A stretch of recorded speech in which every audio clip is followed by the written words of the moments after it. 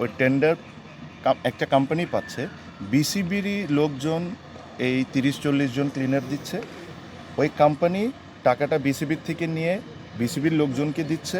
ওই টাকাটা নিয়ে সে টাকাটা নিয়ে তার মতো করে ক্লিনারদেরকে দিচ্ছে, আর যার প্রফিটটা তা রেখে নিচ্ছে। তো তখন আমি ওই ক্লিনিং সার্ভিসকে বললাম, মানুষকে আমি বললাম যে ভাইয়া, আপনাকে 650 টাকা করে দেওয়া হয়, আপনি তো এখানে ফ্রি সার্ভিস দিতে আসেন নাই, আপনি এখানে লাভ করবেন বা আপনার কিছু খরচ টরচ থাকবে। তো আমি ধরলাম যে 650 টাকা থেকে পার পার্সন 150 টাকা আপনি লাভ করতে পারেন, খরচ টরচ থাকতে পারে। বাট এই মহিলাগুলো তো 500 টাকা পেতে পারে। তো বলে যে ভাইয়া আমি 500 টাকা করেই দিই। তো বলে আমি জিজ্ঞেস করছি কাকে দেন? তো বলে যে বিসিবির ওই উমুকরে দিই। উমুকরে দেওয়ার পর উনি আবার ওই ভদ্রলোকটা খালাম্মাদেরকে 300 টাকা করে দেন, মাঝখানে 200 টাকা। কয় হাত পেরিয়ে যায় খালাম্মার হাতে?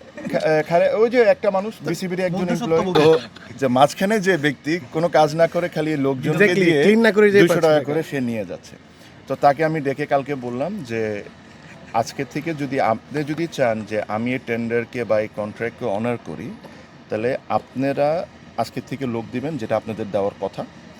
আপনারা লোক দিয়ে আপনারা এই প্রত্যেকটা ক্লিনার যে খালাম্মা থাকতে পারে, এখানে অনেকেই পুরুষ মানুষও হইতে পারে, এদের নিজস্ব ব্যাংক অ্যাকাউন্ট হইতে হবে। এরা প্রত্যেকটা টাকা ট্রান্সফার হয়েছে এটার প্রমাণ সহ আপনি ফাইন্যান্সে সাবমিট করবেন, তারপরে আমি আপনাকে বিলটা ছাড়ব। এই ধরনের আমার জিনিসটা হলো যে এরকম কারাপশনস বলেন, এরকম জানেন বলেন, এগুলো তো আপনারা অনেকেই জানেন। বাট আমার কাছে কষ্ট হয় যে এই মহিলাগুলো যে যারা 300 টাকা 400 টাকা ডেলি ইনকাম করে, এদের থেকেও টাকা খেতে হবে, মানে এদের থেকেও আমার টাকা চুরি করতে হবে। মানে দিস ইজ অ্যাবসলুটলি ননসেন্স। আর আমি প্রমিস করেছি, আমি তাদেরকে বলেছি যে তার একটা বিল সাবমিট করতে বলেছি এই সিরিজে। আমি বলেছি যে আপনি 30 জন মহিলাকে ডাকবেন, আমার সামনে তাদেরকে 500 টাকা করে দিবেন। 100-150 টাকা আপনার লাভ থাকতে পারে, কারণ যদি কোনো কোম্পানি একটা কাজ নেয়, তার অনেক কিছু কিনা লাগে, তার নিজস্ব কোম্পানি চালাতে হয়, তার একটু লাভ করবে সে, এটা দ্যাট ইজ ফাইন।